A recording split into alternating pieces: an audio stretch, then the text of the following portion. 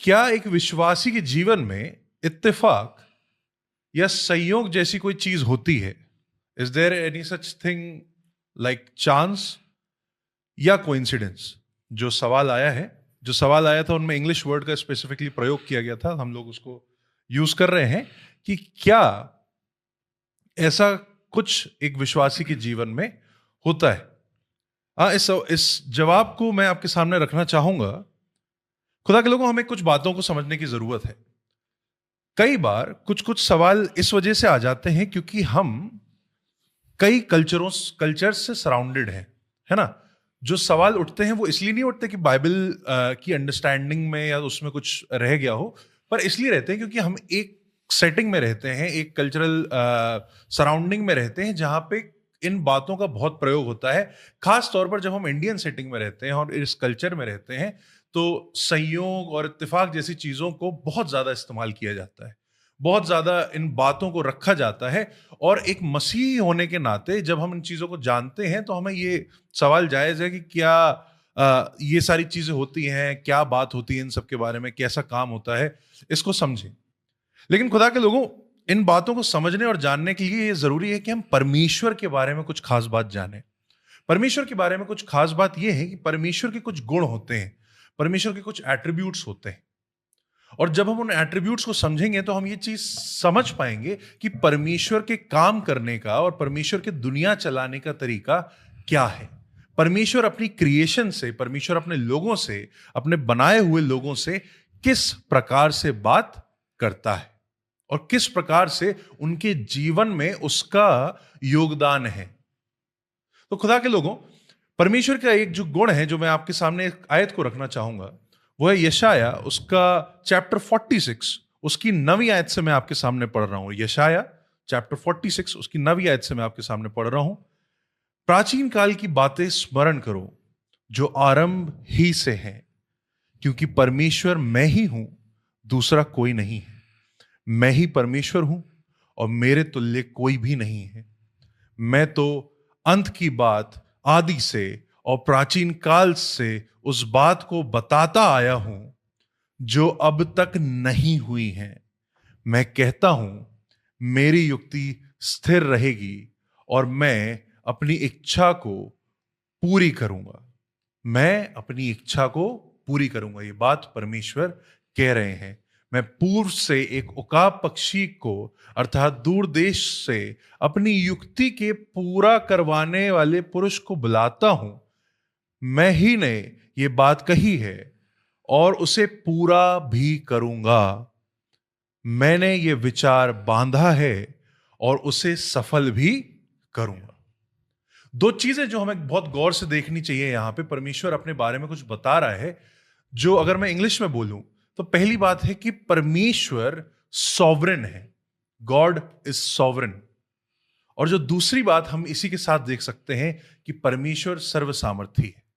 अगर आप इन शब्दों को और इन परमेश्वर के और एट्रीब्यूट्स को जानना चाहें तो हम पहले एक वीडियो इस बात पर कर चुके हैं। आप हमारे चैनल पर एट्रीब्यूट्स ऑफ गॉड सर्च कर सकते हैं और आपको एक डिटेल्ड वीडियो परमेश्वर के कुछ एट्रीब्यूट्स पर जरूर से मिल जाएगा। बात करते हैं इस बारे में। परमेश्वर अपने आप को एक चीज सिद्ध कर रहा है इस आयत में। वो ये कह रहा है कि युक्ति भी मैं ही करता हूं और मैं स्वयं ही उस चीज को पूरी करने की सामर्थ रखता हूं। यानी कि परमेश्वर जो ठहरा रहे हैं, सॉवरेन ठहरा रहे हैं, अपने आप को सर्व सम्राट ठहरा रहे हैं। कहने का मतलब यह है कि परमेश्वर हर एक चीज, हर एक बात पर कंट्रोल रखते हैं। ऐसी कोई चीज नहीं है जो परमेश्वर के अथॉरिटी के बाहर हो। सॉवरेनिटी का मतलब क्या होता है? सॉवरेनिटी का मतलब होता है कि परमेश्वर के पास सारी चीजों पर कंट्रोल रखने की अथॉरिटी भी है और सारी चीजों पर कंट्रोल रखने की पावर भी है। जो वो स्वयं परमेश्वर इसी आयत में ये कह रहे हैं कि मैं ही उसे पूरा करूंगा। यानी कि जो दूसरी बात है, God is an omnipotent God. परमेश्वर सर्व सामर्थी है। और जब हम इस बात को कहते हैं कि परमेश्वर सर्व सम्राट है और सर्व सामर्थी है, यानी कि परमेश्वर हर एक चीज पर जो इस पृथ्वी पर घट रही है उस पर काबू रखता है। यह परमेश्वर की पहचान है। और जो उसे घटाना है या जो वो चाहता है कि घटे या जो वो चाहता है कि वो चीजें बढ़े आगे, उसको करने की सामर्थ्य भी परमेश्वर रखता है। यानी कि परमेश्वर केपेबल है हर एक चीज करने की। लेकिन बात यूं आ जाती है कि केपेबल होना और कर देना एक बहुत अलग बात होती है ना। परमेश्वर बिल्कुल सामर्थ्य होंगे, परमेश्वर बिल्कुल हर चीज पर अथॉरिटी रखते होंगे, पर क्या वो सचमुच एक्टिवली पार्टिसिपेट कर रहे हैं? पर वह क्या वो सचमुच एक्टिवली सारी चीजों में शामिल हैं? तो खुदा के लोगों, जब अगर आप उस एट्रीब्यूट्स वाले वीडियो को देखें, एक गुण की और मैंने बात करी है, वो ये है कि परमेश्वर इस पूरे संसार में एक्टिव है। God is imminent.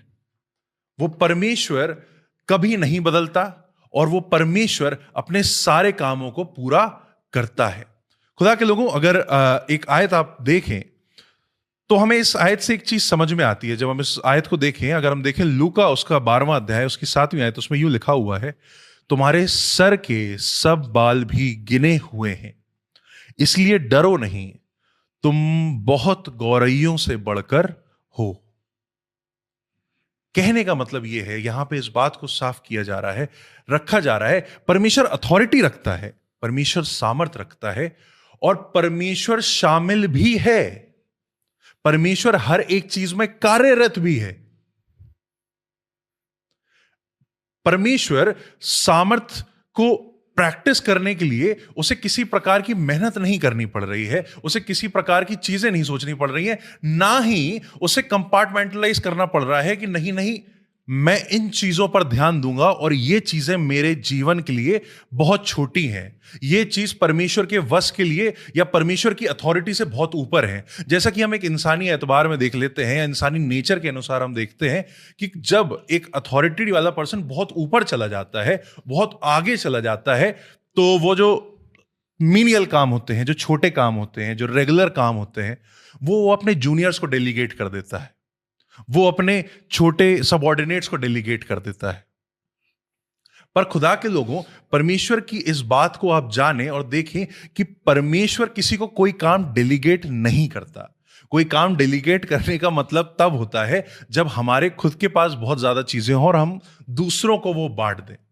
पर खुदा के लोगों, परमेश्वर के बारे में इस बात को जाने, जैसा उत्पत्ति उसका 17 अध्याय और 1 आयत में लिखा हुआ है कि परमेश्वर महान है, गॉड इज ऑलमाइटी, वो सर्व सामर्थी है, उसकी पावर खत्म नहीं हो जाती है, उसकी पावर स्ट्रेच नहीं होंगी, उसकी पावर लिमिटेड नहीं हो जाएंगी कि नहीं वो सिर्फ कुछ सिलेक्टेड बड़े बड़े कामों को ही ओवरसी कर सके और कुछ चीजों को रैंडमली होने दे। एक आयत और जो आप देख सकते हैं, मत्ती उसका 10वां अध्याय और उसकी 29वीं आयत में यूं लिखा हुआ है, क्या पैसे में 2 गौरैया नहीं बिकती, गौरैया यानी कि स्पैरोज, तो भी तुम्हारे पिता की इच्छा के बिना उनमें से एक भी भूमि पर नहीं गिर सकती। कहने का मतलब है, एक गौरैया की उस जमाने में वैल्यू कुछ नहीं थी, पैसे भर में बिक जाती है, बहुत कम वैल्यू। पर तब भी परमेश्वर इतना ध्यान करता है अपनी हर एक क्रिएशन का, एक स्पैरो का, स्पैरोज जिन पे मनुष्य शायद जीवन में ध्यान भी नहीं देता, जो आसमान में अपनी जिंदगी जीती हैं, मर जाती हैं, पता भी नहीं चलता है, परमेश्वर उन पे भी इतना बारीक ध्यान देता है कि वो उनका आसमान में उड़ना और गिरना भी परमेश्वर ही की इच्छा से होता है।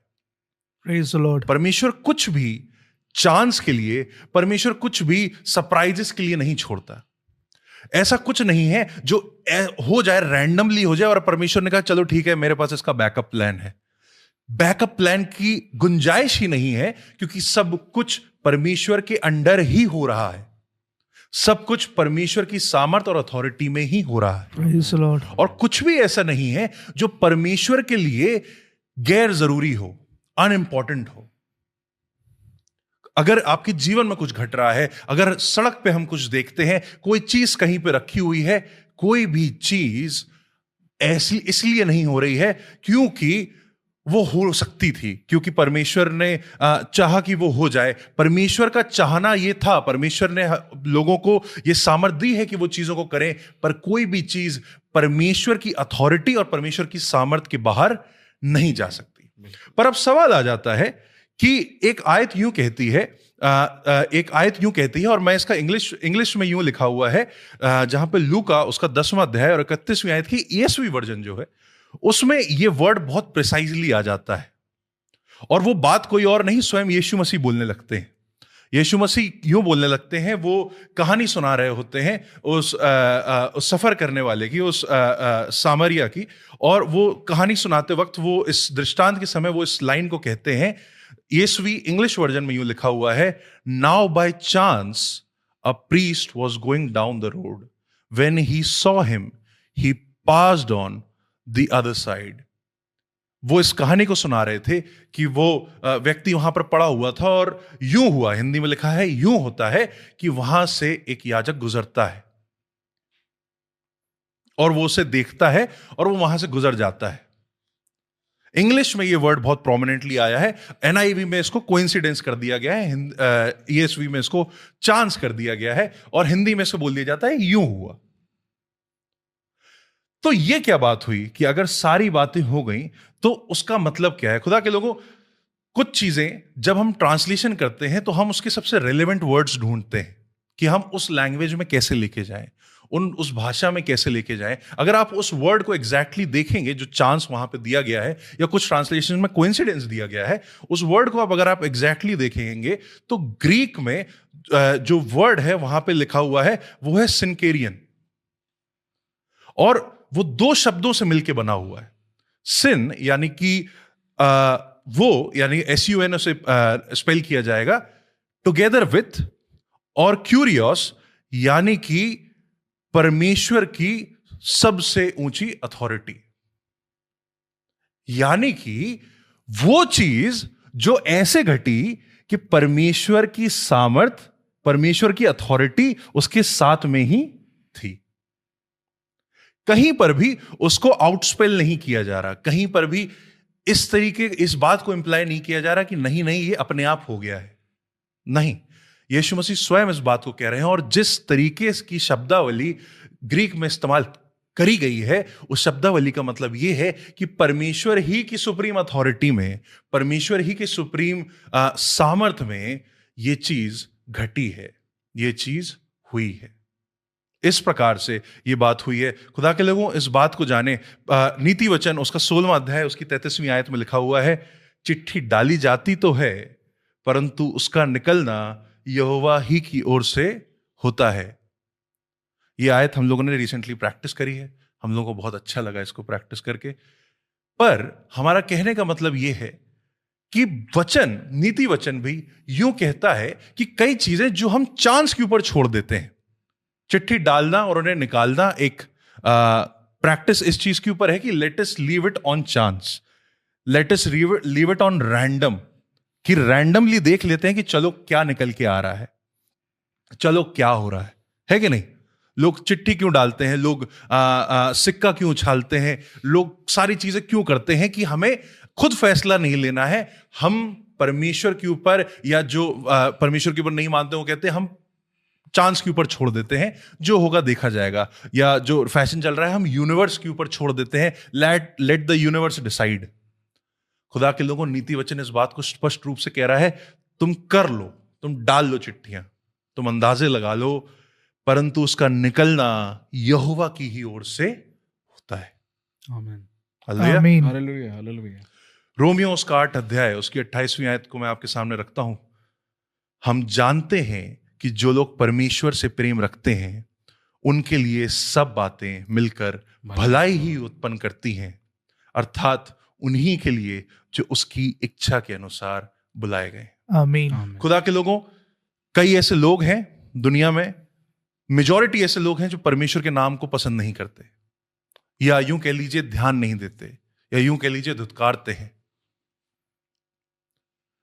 उनके जीवन पर भी परमेश्वर की ही अथॉरिटी है, उनके जीवन पर भी परमेश्वर की ही सामर्थ्य है। हाँ, वो अपनी मर्जी से चीजों को करते हैं, हाँ वो अपनी मर्जी से चीजों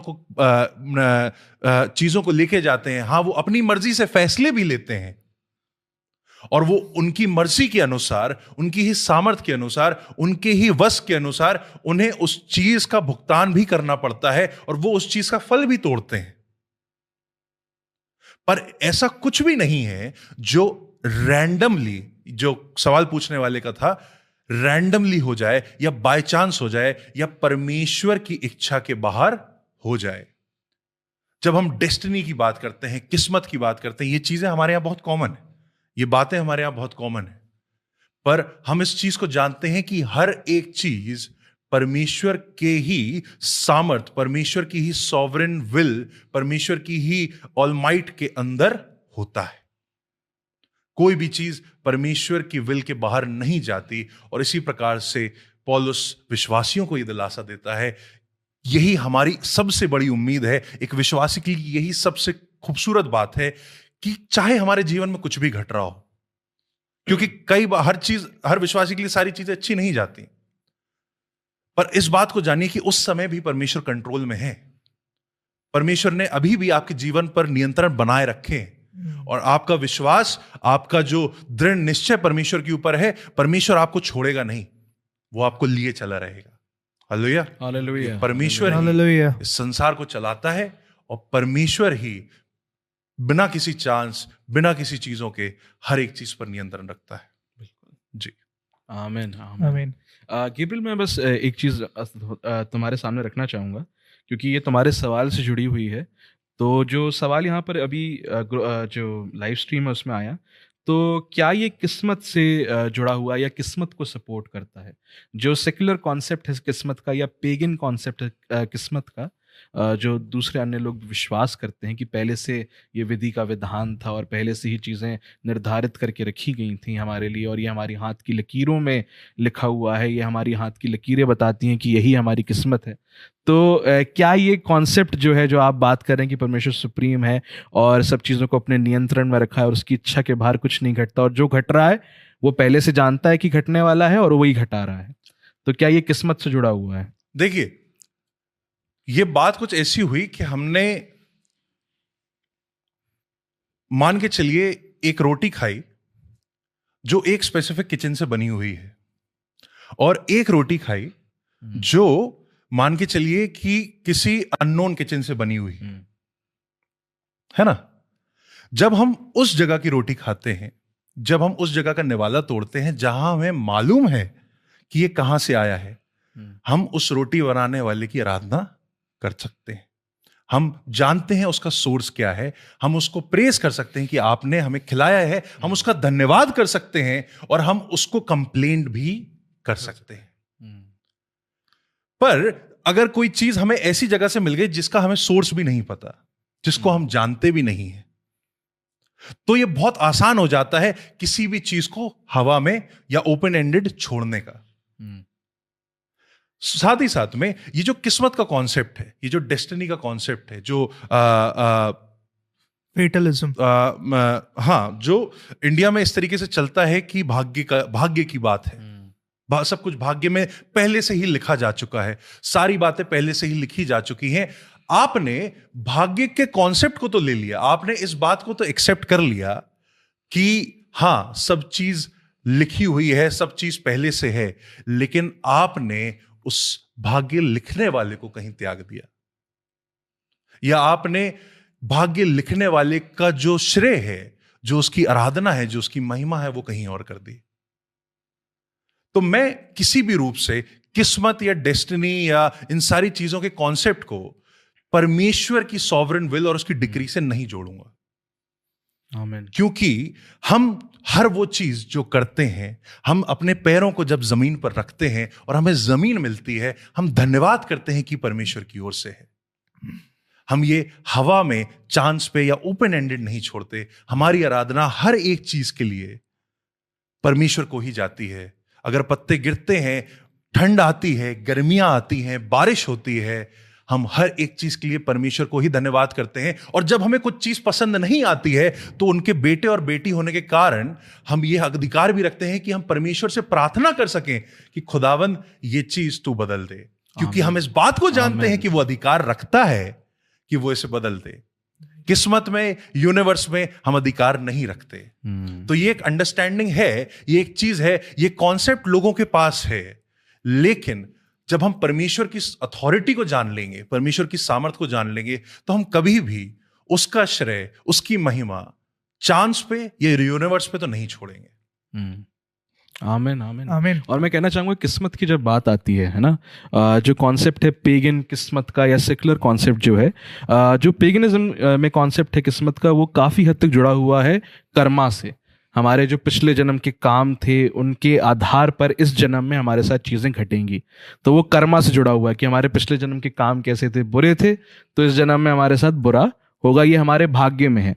फिर जो किस्मत है वो जुड़ी होती है सितारों से, ग्रहों की स्थिति क्या है, किस जगह पर क्या ग्रह हैं, कहाँ बैठे हुए हैं, और सितारे जो हैं फिर वो हमारी डेस्टिनी को निर्धारित करते हैं, और लोग अपनी एस्ट्रोलॉजी को चेक करते हैं, अपने हॉरोस्कोप को चेक करते हैं। तो ये जितने भी कॉन्सेप्ट हैं किस्मत को लेकर कि सितारे हमारी डेस्टिनी को निर्धारित कर रहे हैं या हमारे पिछले जन्म के काम अब हमारे साथ क्या घट रहा है उस चीज को घटा रहे हैं, ये सब अनबिब्लिकल है, अनक्रिश्चियन है। ये क्रिश्चियन कॉन्सेप्ट नहीं है डेस्टिनी का और फेट का। हमारा कॉन्सेप्ट ये है कि परमेश्वर यहोवा के नियंत्रण में सारी चीजें हैं। मतलब मुझे इसमें कमाल की बात ये लगती है कि आप सितारों को भी ब्लेम कर लोगे, आप बिल्ली को ब्लेम कर लोगे, आप रास्ता काट गई, पिछले जन्म को ब्लेम कर लोगे जिसका कोई आपका कोई लेना देना नहीं है, पर जो कारण साफ है आप उसको महिमा देने से या उनसे बात करने से या उस अथॉरिटी को सबमिट करने से खुद को रोकने लगते हो। इसलिए हम मसीह होने के नाते परमेश्वर की अथॉरिटी को डिस्प्ले करें, परमेश्वर की ही अथॉरिटी को सबसे ऊपर रखें। आमीन, आमीन, आमीन।